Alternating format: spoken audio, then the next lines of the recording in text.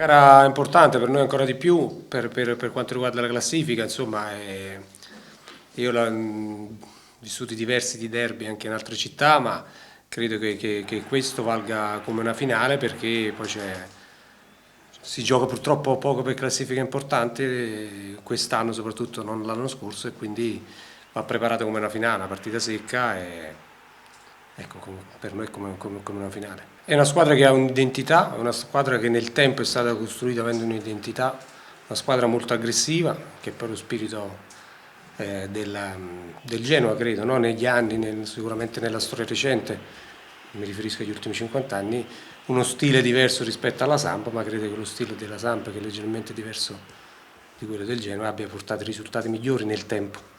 Quindi noi dobbiamo affrontare la partita sapendo quali saranno le difficoltà, le caratteristiche dell'avversario, ma anche e soprattutto quali sono le nostre caratteristiche, il nostro stile Samp inteso, ripeto, negli ultimi 50 anni, perché credo che abbia pagato di più. Lo stile della Samp è diverso, che negli anni ha sempre ricercato il bel gioco, divertirsi giocando. E anche i calciatori in quest'ottica sono stati scelti nella storia della Samp con principi diversi. Non significa che uno sia migliore dell'altro, ma è uno stile diverso secondo me. Dobbiamo fare risultati per la classifica, perché ancora non è certo, nel calcio si sa che succede anche l'improbabile, no? Non dico l'impossibile, ma molto spesso succede l'improbabile, quindi no. Noi abbiamo bisogno di questo e credo che la squadra sia pronta a questo e credo anche che abbia dimostrato che quando si è trovato ad avere anche un pizzico di una sana paura abbia fatto le prestazioni migliori. Permettere alla Sampdoria di vincere 2 derby consecutivi in Serie A, che non succede dal 61, credo. Abbiamo bisogno di punti, abbiamo bisogno di vincere per dare una soddisfazione, una delle poche quest'anno, alla nostra tifoseria, e semplicemente questo. Anche Soriano, mi sembra, anche Der fu determinante, così come Antonio.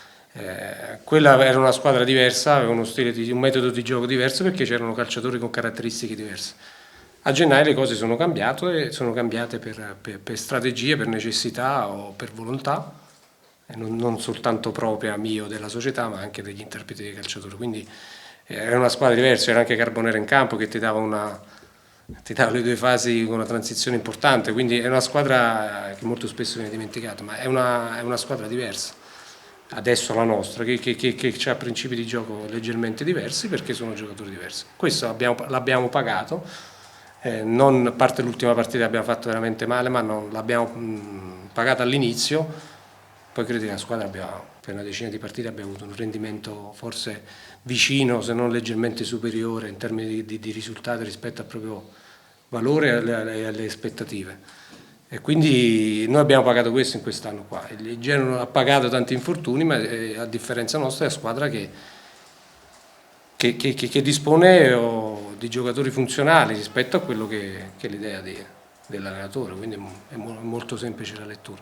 Però Antonio è uno di quei calciatori che poi nelle partite importanti so che il suo orgoglio e la sua qualità può essere importante, o dall'inizio o in gara in corso, perché ha dimostrato che anche talvolta nei partiti importanti, anche in gara in corso, è un giocatore che può fare la differenza. Genoa ha giocatori strutturati fisicamente, geneticamente forti, quindi resistenti, sono molto abili anche a ribaltare i risultati proprio perché hanno la genetica dalla loro parte.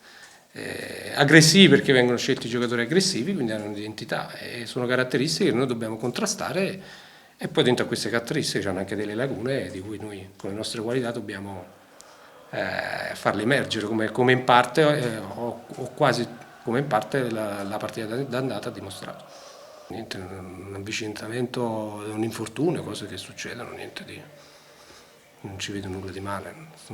Non conosco nemmeno le schede dei 2 arbitri, sinceramente uno vale l'altro. Ero contento prima, nel senso che è un arbitro importante, internazionale, di grande esperienza, uguale credo al secondo, no? Che anche lui sia internazionale, non vorrei sbagliarmi, ma quindi per me non cambia assolutamente nulla. Il Presidente mi ha dimostrato coi fatti, al di là che con le parole, di avere grande stima del professionista e grande affetto verso la persona.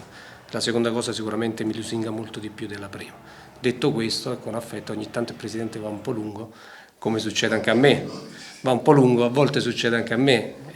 Non è il momento di parlare di questo, insomma, io ho grandissimo rispetto della Samp, delle persone che la compongono, quindi in primis il Presidente, e credo di essere estremamente corretto verso la mia società, così come è stato anche in passato, al di là delle situazioni pubbliche. A livello privato la mia società sa sempre quello che è il mio pensiero, talvolta me lo deve chiedere però, e talvolta lo dico io, ma io sono solo un dipendente e mi comporto sempre da tale nel massimo rispetto dei ruoli. Ecco, sulla correttezza non credo che nessuno mi possa insegnare nulla.